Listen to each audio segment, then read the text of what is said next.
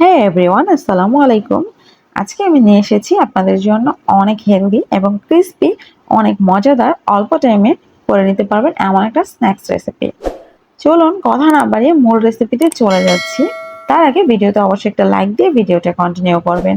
ফার্স্টেই 1 কাপ ময়দা নিয়ে নিলাম, 1/4 কাপ চালের গুঁড়ো নিয়ে নিলাম, এতে দিয়ে দিচ্ছি বেকিং সোডা 1 চা চামচ, স্বাদ মতো লবণ দিয়ে শুকনো উপকরণগুলো খুব সুন্দর করে মিক্স করে নিচ্ছি। এই পর্যায়ে রুম টেম্পারেচারে থাকা নরমাল পানি দিয়ে আমি একটু একটু করে একটা ব্যাটার তৈরি করে নিচ্ছি। ব্যাটারটা একেবারেই চিতই পিঠার ব্যাটারের মতো হবে। বারবার পানি দিয়ে ব্যাটারটা তৈরি করবেন, একবারে পানিগুলো ঢেলে দিতে যাবেন না।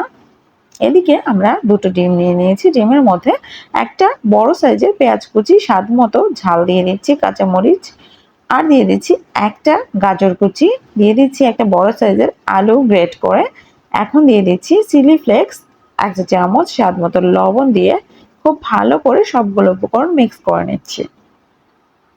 এখন আমাদের মিক্স কিন্তু হয়ে গেছে। আমরা প্যানের মধ্যে 1 টেবিল চামচ তেল দিয়ে এর মধ্যে আমরা এই অমলেটটা ঢেলে দিলাম। এই অমলেটটাকে চারিদিকে ছড়িয়ে দিতে হবে সমানভাবে। একটা পাশ একটু হয়ে আসলে দুদিক থেকে আমরা সুন্দরভাবে ভাঁজ দিয়ে দিচ্ছি। অবশ্যই কাজটা খুব সাবধানে করতে হবে যেন আমাদের ডিমের অমলেটটা ভেঙে না যায়। খুব সুন্দর করে আমি উল্টে নিলাম। এই পর্যায়ে কিন্তু আমাদের চুলার আঁচটা অবশ্যই মিডিয়াম টু লো হিটে রাখতে হবে। এভাবে স্লাইস করে কেটে নিচ্ছি, আপনারা আপনাদের ইচ্ছে অনুযায়ী শেপ দিয়ে নিতে পারেন।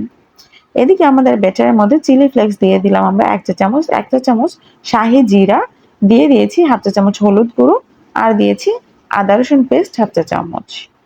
এখন সেই অমলেটের স্লাইসটা আমরা এই ব্যাটারের মধ্যে ডিপ করে নিচ্ছি খুব ভালো করে। এই অয়েলের মধ্যে আমরা দিয়ে দিলাম, অয়েলটা আগে থেকেই গরম করে নিয়েছি। একটা কিন্তু হয়ে গেছে, দেখতেই পাচ্ছেন কালারটা কতটা সুন্দর এসেছে। আর অবশ্যই এটা অনেক বেশি ক্রিস্পি ছিল, এটা কিন্তু আপনাদেরকে ভিডিওতে বলে বোঝানো যাবে না।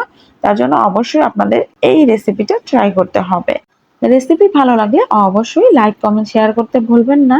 আর হ্যাঁ, আবারও বলে দিচ্ছি, আমার চ্যানেলটা যারা এখনো সাবস্ক্রাইব করেনি তারা আমার চ্যানেলটা সাবস্ক্রাইব করে পাশে থাকা বেল বাটনটি অন করে রাখলে আমার এরকম নিত্য নতুন ভিডিওগুলো আপনি পেয়ে যাবেন সবার আগে।